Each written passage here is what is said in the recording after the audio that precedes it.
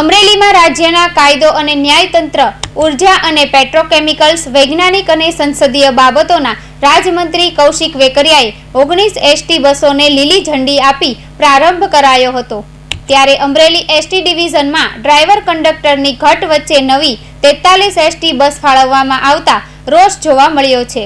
અગાઉ અમરેલી જિલ્લામાં મુસાફરીની સુવિધા માટે ગુજરાત એસટી નિગમ તરફથી ચાલુ નાણાકીય વર્ષમાં 16 ડિલક્સ બસ અને 8 મિની બસ એમ કુલ 24 બસની ફાળવણી કરી હતી। અમરેલીમાં આજે એક ગુર્જર નગરી અને 18 ડિલક્સ બસનું લોકાર્પણ થવાથી ચાલુ નાણાકીય વર્ષમાં અમરેલી જિલ્લામાં કુલ નવી 43 બસ કાર્યરત થઈ છે।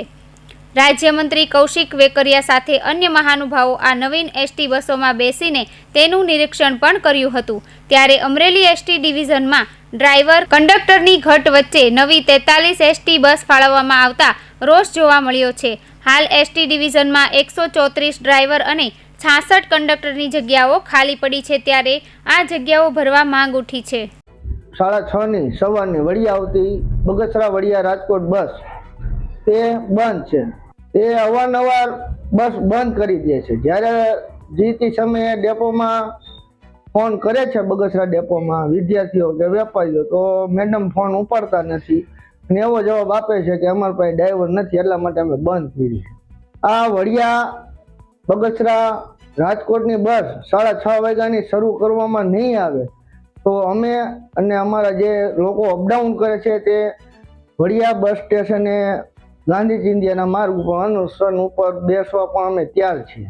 હાલમાં અમરેલી વિભાગ ખાતે 134 ડ્રાઈવર તેમજ 66 કંડક્ટરોની ઘટ છે અને ડ્રાઈવરો બાબતે હાલમાં મધ્યસ્થ કચેરી દ્વારા ભરતીની પ્રક્રિયા પૂર્ણ થઈ ગયેલ છે અને થોડા સમયમાં વિભાગને ફાળવવામાં આવશે।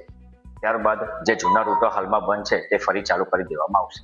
હાલના ચાલુ નાણાકીય વર્ષમાં કુલ 43 બસો અમરેલી વિભાગને ફાળવવામાં આવેલ છે।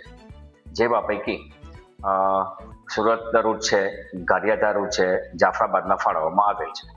અમરેલી એસટી વિભાગને નવી 19 બસ મળવાથી સાવરકુંડલા ડેપો હેઠળ છોટાઉદેપુર, સાવરકુંડલા વેરાવળ, સાવરકુંડલા ગગરાડી અને રાજુલા રાજકોટ, અમરેલી ડેપો હેઠળ જાફરાબાદ ગાંધીનગર, બગસરા ડેપો હેઠળ બગસરા કૃષ્ણનગર, બગસરા સુરત બગસરા, ધારી ડેપો હેઠળ ધારી વિસનગર, ધારી જામનગર, ઉના ડેપોની ઉના ઓખા અને કોડીનાર ડેપો હેઠળ કોડીનાર વડોદરા, કોડીનાર રાજકોટ, દીવ રાજકોટ અને ઉના પોરબંદર રૂટ શરૂ કરવામાં આવ્યા છે।